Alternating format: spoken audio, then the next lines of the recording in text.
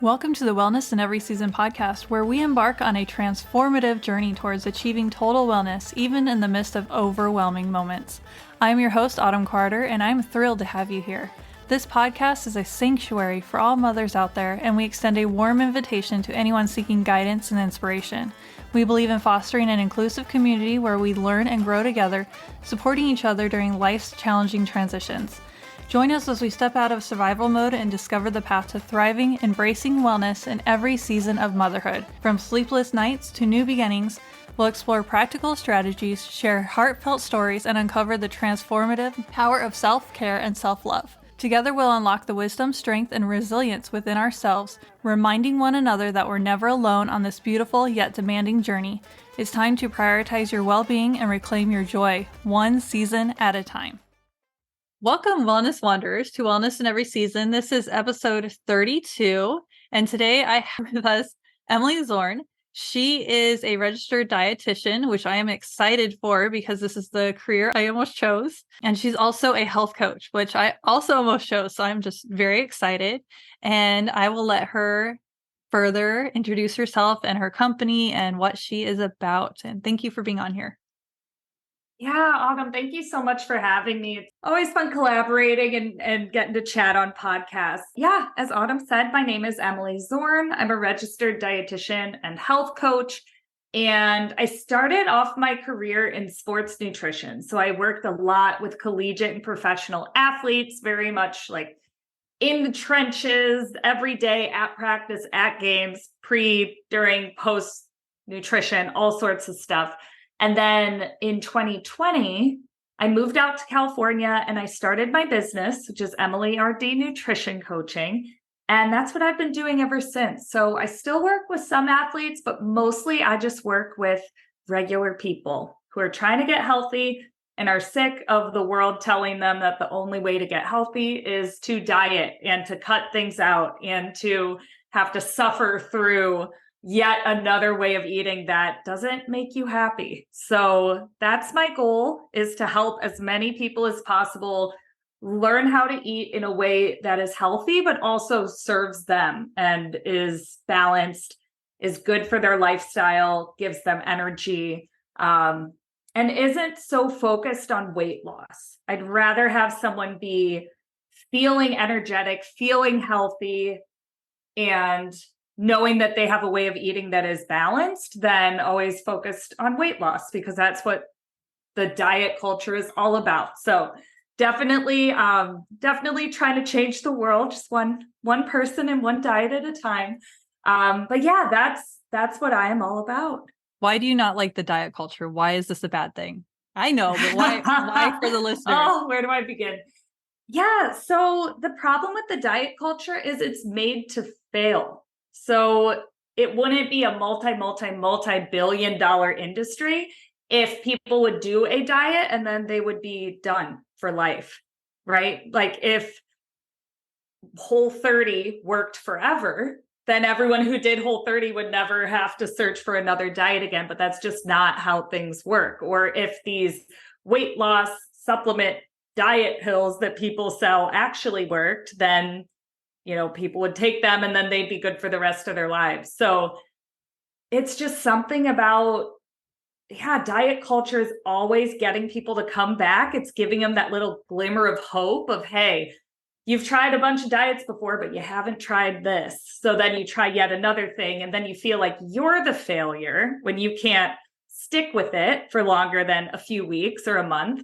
But in reality, diets are meant to be failed at, right? Like they're not meant for people to stay on forever. So I just see that. And I think that that's just a bad thing out in the world. And I would rather help people figure out, okay, this is a way of eating that you can stick with for the rest of your life. And it's not going to make me a multi-billionaire to have, give people the empowering tools they need to not need me anymore. But I'm okay with that because I know I'm doing good in the world. So yeah, I could go on and on about diet culture, but in a nutshell, that's what's wrong with it.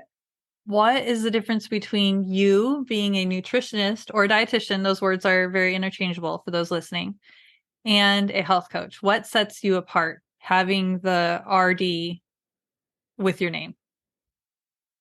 Registered dietitian is a term that you can only legally use if you've gone to a 4-year undergraduate program that's been accredited for nutrition. And then you do a 1-year internship with all sorts of different rotations in clinical, food service, long-term care, many different rotations. And then you take a board exam, and then you can call yourself a registered dietitian. Technically, the term nutritionist, anyone in the world can say they're a nutritionist, and there's no legal backing to it. Personally, I don't care that much. Some people take it very seriously, like you have to call me a registered dietitian. I go either way, but it's a good thing to know that if someone has RD or registered dietitian after their name, they went the school route. It's very, they had to learn specific things, and they know how to read science research papers, and they did an internship, they have the hands-on experience, and they have to do continuing education. So it's very, it's a lot that goes into being a dietitian. So I started off my career as just a dietitian. I added on the health coach bit just about 2 years ago when I became a life coach, because I recognized that the people I was working with, yes, the nutrition knowledge is helpful for them, but what would help them even more is helping them to actually put the things that we talk about into practice. And that's what life coaching is. Life coaching isn't, writing meal plans and just saying, okay, here you go, enjoy this, like figure it out on your own. Life coaching and health coaching is helping people through the process of, okay, we know our goals, we know this will get us there. How do we take those steps? How do we remove roadblocks? It's digging deeper. It's getting into that underlying, why has this not worked for me before?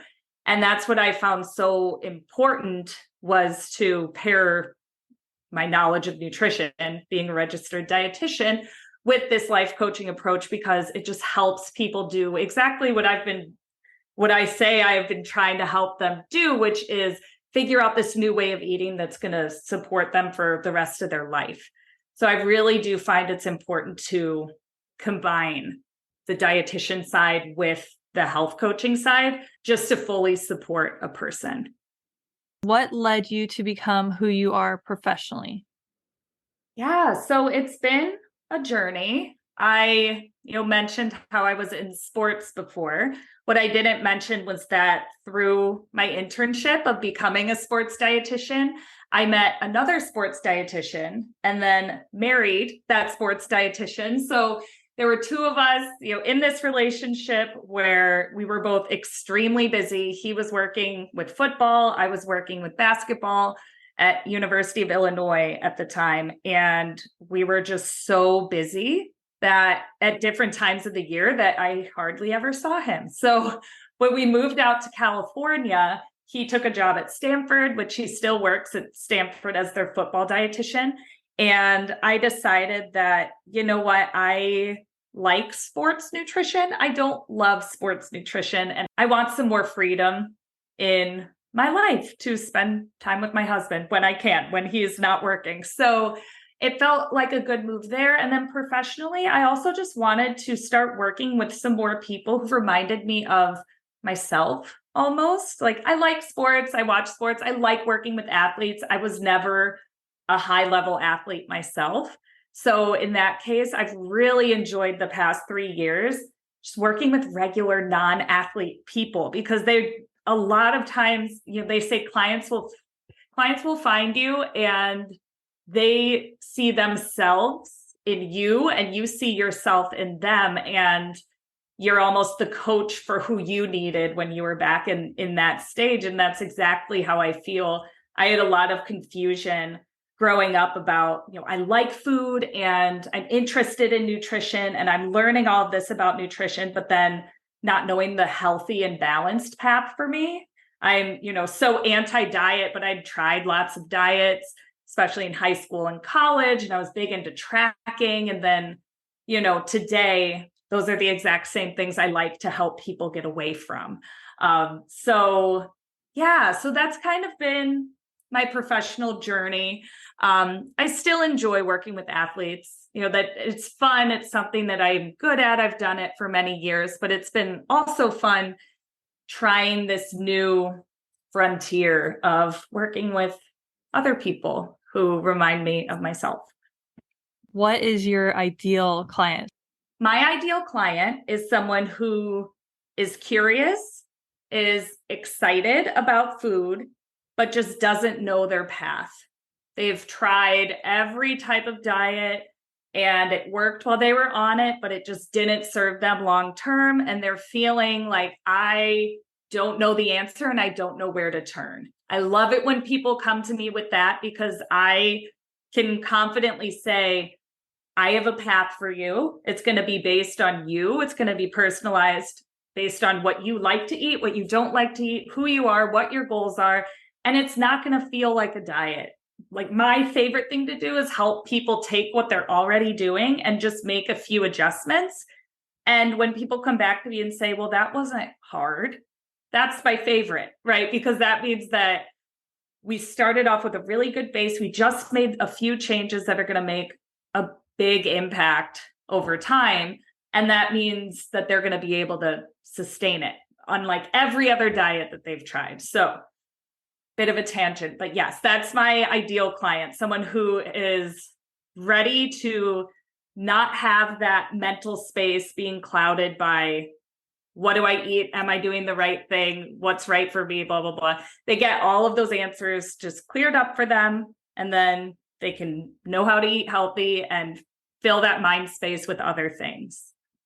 So this isn't something that will overnight fix my weight problems or my dieting problems. Is that what you're saying? You said long-term a couple times. Yes. Well, I don't know if it's unfortunately yes, but yes, the answer is yes. And that is the exact opposite of what diet culture sells, because they sell you will lose 10 pounds in a week and you will do this. And just by cutting all of this out, your life will be totally changed and it will happen overnight. That is also something I should tack on to my ideal client, is someone who is willing to be patient, because it doesn't happen in a day and it doesn't happen in a week. Real lifestyle change takes a while for it to become a habit and for your body to realize, like, oh, this is what we're doing now. And then before you know it, you look back and you just realize that you have a totally different way of eating. But it takes time.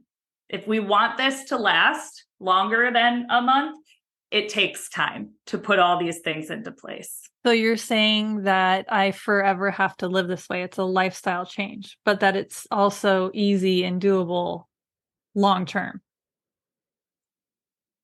Absolutely. You forever get to live this way. And that's why I never encourage clients to make changes in their diet that they can't sustain or don't want to sustain long term. If there are very few circumstances where we'll do something for just a month and then not anymore. Mostly in the cases of, food sensitivities, things like that. But for most people, if we're going to make changes, I want it to be something that works for them, that they're excited about, and that is getting them, they feel so good that it doesn't even, they don't even remember how they used to eat, right? We just make these changes. I feel better and I want to continue it. It doesn't feel like, oh God, this is something I have to do forever. It's like, no, you get to do it forever. And we've kind of figured out the key to you living your healthiest, happiest life without thinking about food and dieting all the time. Wait, so it's their version of their healthiest life. 100%. So it's authentic to them. And you talked about food sensitivities. Does that mean you can help people who are sensitive to foods, or maybe diabetic, or any of those? Yeah, definitely. So that's also people I work with. I know I mentioned athletes and then helping people not diet anymore. But yeah, as a dietitian, people also come to me who have high cholesterol or high triglycerides and want a way of eating that lowers that. Definitely do that. Diabetes. What was the other thing you mentioned? Food sensitive. Oh, the Food. food sensitivities. Yeah, and then people with food sensitivities. There's a very specific elimination diet that dietitians can take people through. And that's the only time that I tell people don't eat this, this, this, and this, because we cut it out and then slowly add it back in to figure out exactly what it is you have a food sensitivity with. But yeah, that's the only time we would cut stuff out. What other things, before we move on to the questions I actually have for you, what other things should people know about dietitians that maybe they don't know? And I know you don't love the word diet, so it feels awkward saying dietitian, but maybe before we go to that question, what did the word diet used to mean compared to what it means now? Back in the day, and this is how I still use the word diet, but what I refer to when I mean diet is just how a person eats. And I think now the word diet, people hear that and there's immediately this negative connotation of like, oh, a diet. Like, this is going to be hard. This is going to mean I can't have any of my favorite foods. This is going to mean I can't go out to eat. It's a diet. It's restrictive. And so, that is it has two meanings. Like, there is that there, and I call those fad diets. Like, the fad diets are the ones that are meant to fail, that you're only supposed to be on a couple weeks and they work until you stop and they don't. And then, kind of the lifestyle diet changes that we talk about, that I like to talk about. Then I use the term diet, meaning your entire way of eating. So I wish there were two like very distinct words for both. Kind of makes me mad that the fad diet people have, taken the word diet and have made it a bad thing or something that's not enjoyable. But yeah, typically when I talk about diet culture, it's the fad diets. And when I use just the word diet in general, it's for how a person eats. That's why I like using the word nutritionist, but you told me that's wrong. It's not wrong. I don't care. It doesn't bother me, but it makes sense to differentiate them. So thank you for the education. So back to the question that I was originally asking until I segued is there anything else that people usually get wrong about dietitians that maybe they should know? The one that I have been using the most is for family members that have diabetes, is a lot of times insurance will cover seeing a dietitian. Unfortunately, right now, you have to have a diagnosis like diabetes, chronic kidney disease, something like that in order to get it covered by insurance. So preventative isn't covered. I hope that one day it will be. But yeah, that's very true what you said. Like, if you do have diabetes, insurance should cover meeting with a dietitian, which is great. I think something that people often get wrong about dietitians, this kind of taking it a whole like different way. A lot of times I could see it in people's eyes when they talk to me, like they're nervous about what I'm going to say, that I'm going to judge them, that I'm going to take away all their favorite things. I think people see dietitians and think like, well, they must eat perfectly and they're the food police and they're going to take all of my pizza and candy away. But being a dietitian means helping people in the long run. Dietitian and diet culture, like, they do not mesh. Dietitians, it's within our scope of practice to not put people on fad diets. Like, we have this overarching body and are legally bound to this scope of practice. And we have to give people advice based on scientific research and based on what's going to help them. So that's why I always tell people, like, you can trust a dietitian. They've also met with so many people throughout their careers that it is very unlikely that your diet is the worst one we've ever heard of. And even if it is, we're not going to judge you. Like, that's also part of the scope of practice, and that we have continuing education on, is how to make people not feel judged so they can open up and be honest with you. That is the last thing I want someone to feel, is that I am judging them. I am also not a perfect eater. Like I am 100% all about balance. I have days where I don't eat a single vegetable, like many of us do. Like I am just a human, as is every dietitian. So in general, just want to let people know, like dietitians are approachable. We're not going to make you feel bad for the way you're eating. And if you find a good dietitian, they're also not going to take away all your favorite food.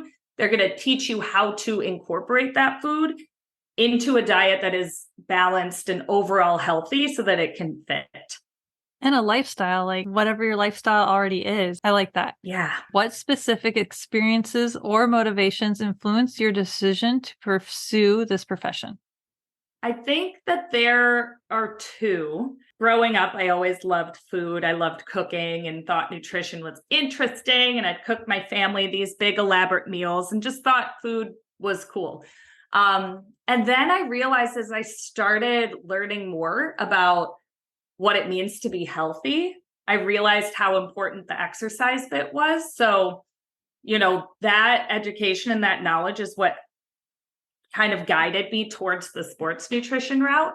So that's kind of what inspired me sports nutrition wise. But with what I'm doing now, kind of as I alluded to earlier, my specific experience with growing up and being a high schooler and then a college student and really approaching nutrition in an unhealthy and restrictive way and trying to micromanage everything I was eating and counting calories and just being really entrenched in that for many years was kind of, getting out of that was a big turning point for me, recognizing that a lot of women go through this and and a lot of women never get out of it. Like I know plenty of people in their 70s and 80s who have lived their whole life in this mindset. And so if I can help other women get out of what I was feeling, which was if I don't micromanage what I eat, then everything's going to go wrong.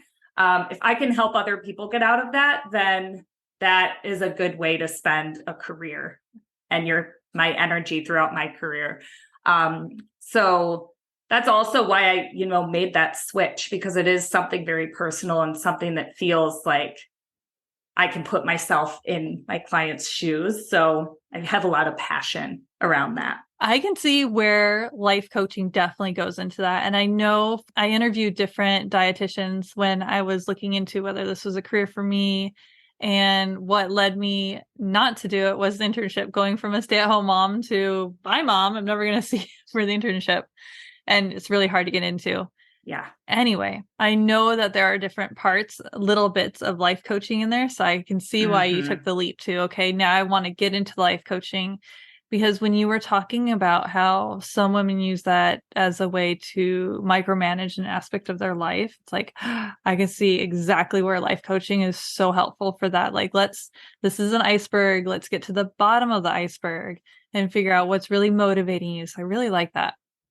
Is there anything else that you wanted to say on that before you tell us about your podcast? Yeah, so you're exactly right with that. And since becoming a life coach and being introduced to other life coaches and going through coaching myself, which didn't happen until 2021, that's really where, the way I talk now probably makes it seem like, oh gosh, she's known this forever. And but I haven't. Like this whole life coaching approach is very new for me. And all the realizations I have of when I was in the restriction of my food and the micromanaging of my food, I have very recently realized. So I think that's where it all kind of ties together. Like I want to be the life coach that I needed when I was 20 years old. So yeah, life coaching is awesome. It's super powerful. And I don't think there are many situations in life where we are given this time to just sit with a person and be heard and have them ask us deeper questions. That doesn't typically come up in a day-to-day conversation. So yeah, life coaching is super powerful.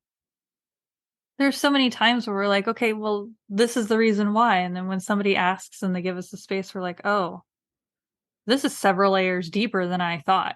Like even with your own self-realization. So yeah, Life coaching is super important. Okay, tell us about your podcast. I'm really excited to hear about this. Sure. Yeah. So my podcast is probably one of the things I'm most proud of. And it's not just me, it's also my fellow dietitian, Marie. We met in grad school and she reached out to me in, I believe it was 2021. And the podcast was her idea. And she said, I'm sick of people asking me the same questions like, what do I think about intermittent fasting? What do I think about keto? What do I think about the paleo diet? And giving people the same answer over and over again. Let's make a podcast where each episode we talk about one thing. So let's say intermittent fasting. We talk about what it is, what the claims are. We dive into the research around what does science show is true and is not about fasting at this time, and then decide whether or not we give intermittent fasting the BS stamp. So the podcast is called RDs versus BS. So registered dietitians versus BS. And that's exactly what we do. We talk about all sorts of different nutrition topics, one topic per episode, and just kind of peel away all the layers and all the diet culture jargon around what it is and look at what science says, like dietitians do. And then just help people get a clearer vision about what all of these different things are and what things are worth trying and what things really don't have any backing behind. So yeah, we're almost to episode 90 now. So we have quite a few episodes out there, and it's just been a fun project that we've been working on the past couple years, and just going to keep doing till we run out of topics. But I don't think we're going to run out anytime soon because there's so much BS out there, and listeners keep sending us more ideas. So the list grows and grows. That is awesome. And I want to reiterate what she has said several times. They get continuing education credits. They have to earn them. And there's a certain amount that they have to have every year, I'm pretty sure. Is it every year? So it should be it's every 5 years, but you couldn't keep it to the end. Like you should do a certain number every year, but yeah, every 5 years you need a certain number. So that means she is learning the latest science out there. So if she's calling BS on a fad diet, she's read the latest science. Also with science, it's continuing to evolve and grow. But what I have noticed in the little bit of research that I've done compared to all that you've done, I only took 2 nutrition classes. So, my little bit. That's great. Yes, I loved it. Is that usually it goes back to what did we originally find out about this vitamin, about this mineral, and how much we need? The updates seem to be a lot smaller. So if this fad diet comes out and they're saying, quote unquote, it's the latest science, usually it's not. And that's why it's really important to have somebody who can read scientific papers. I was so excited when I took my class all about that. And then I had to write one, which means I know even more how to read one. And it was a lot of work. So she knows it even more, how to read scientific papers. If you have questions, she is the best resource, better than me, to be able to help you go through them. Is this really BS or not? So I love that you have a podcast all about that. I'm so excited to listen. Thank you so much. I appreciate it. And yeah, I think some people they lose faith a little in scientific research because generally things tend to be the same, but there's a few things in nutrition that have drastically changed. Like it used to be low fat was the move. And now we're finding that, no, actually fat's good. And we probably shouldn't have as much sugar. And I think everyone's just waiting around to see, like, is it going to be something else next? But in general, the basic, nutrition tenets are not changing. Eat a variety of foods, eat fruits, eat vegetables, lean protein, whole grains, like that's not going anywhere. But yeah, it is important to stay up on the scientific research because it does, new stuff comes out all the time. Seems like new stuff comes out to show that maybe this new health claim isn't the best. That's what it feels like. Sure. And yeah, what I really love about scientific research is that you have to submit it for review.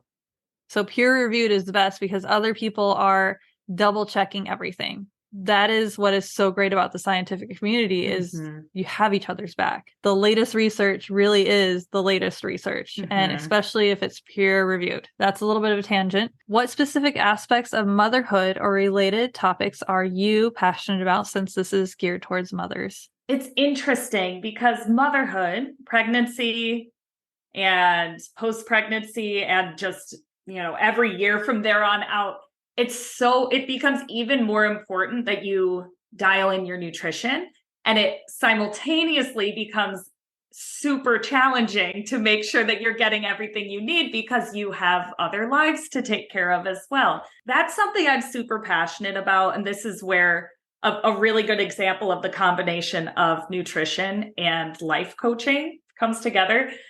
But helping mothers know what they need to eat in order to have a healthy baby, give their baby nutrients through their breast milk, and just continue to be healthy and energized so you can take care of your kids and just be a healthy person.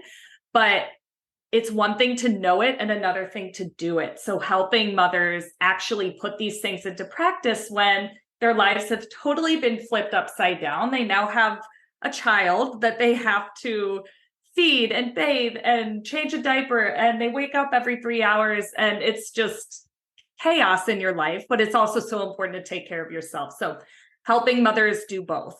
Have the knowledge of this is what I need to be healthy, to make sure my children are healthy, but that I'm also taken care of. And then how to actually do it, how to put themselves first. Like, I know it's probably, I'm not a mother, so I can't truly put myself in that situation, but I can imagine when you have a child, a lot of times it's probably putting them first over your sleep, first over what you maybe want to do that day.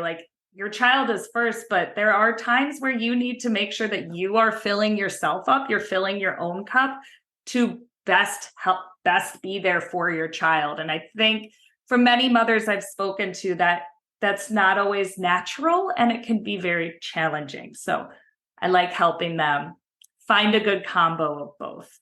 Somebody gave an analogy recently. She was using it in a different context, but I'm going to take it and go and make a whole podcast episode about it. It matters what you're putting into your cup, because if somebody bumps into you, it spills out. Mm-hmm. So, and I just thought of that with self-care, just how important that is. That's great though. I mean, totally relevant to this as well. Yeah, I think there's another saying that's you can't pour from an empty cup. Mm-hmm.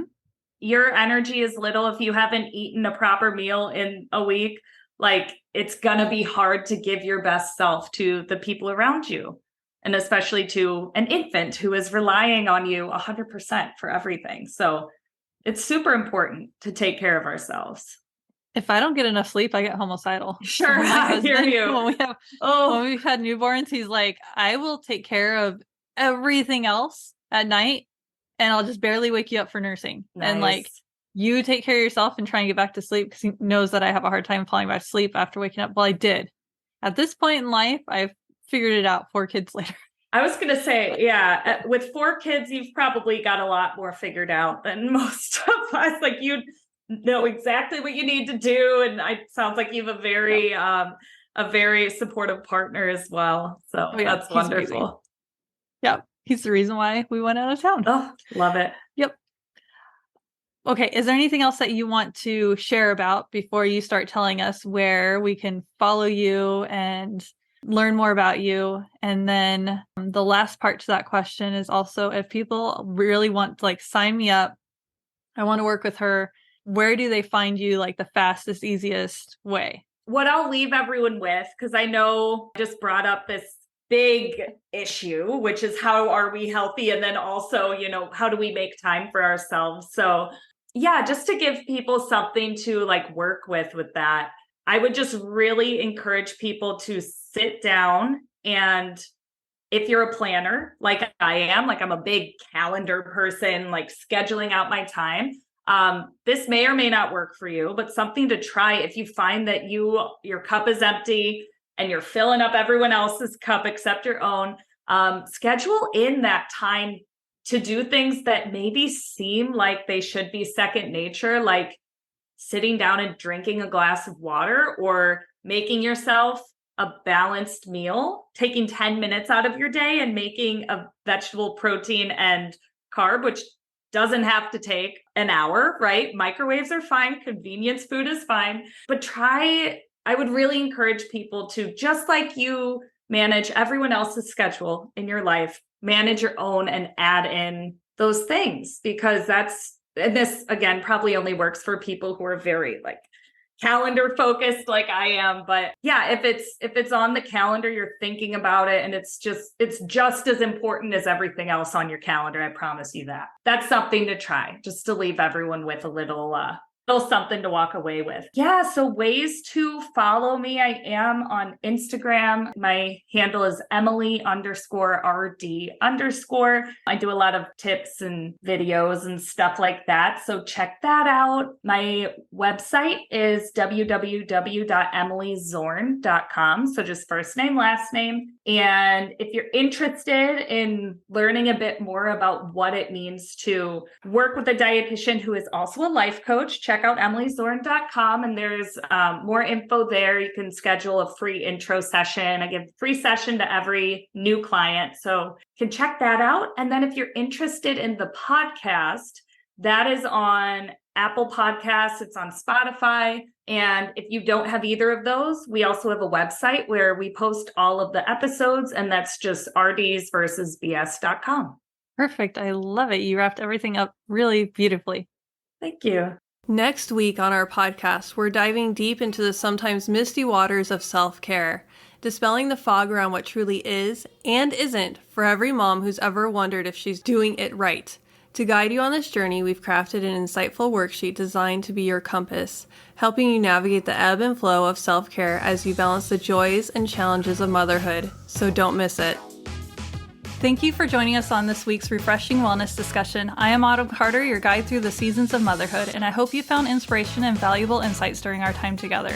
If you resonated with the topics we explored today and want to continue your wellness journey, I invite you to follow me on Instagram at Mom's Wellness in Every Season. There you'll discover a wealth of ongoing wellness tips specifically curated for moms like you. Sharing our podcast with others is an act of caring, and I invite you to spread the word by sharing, subscribing, and leaving a review wherever you enjoy your podcast. Your support is deeply valuable to us and enables us to reach more mothers who are seeking transformation and empowerment. If you have a specific topic you'd like us to cover in more detail, or if you're interested in a free coaching consultation, don't hesitate to reach out. You can send me a direct message on Instagram or visit my website, wellnessinEverySeason.com, to send an email. I'm here to support you on your wellness journey. Thank you again for being part of our vibrant community. I'm genuinely excited to connect with you, hear your stories, and continue this important discussion in the weeks to come. Until next time, remember to prioritize your well-being, embrace every season with grace, and always strive for wellness in every aspect of your motherhood journey. Take care, and I can't wait to catch up with you soon.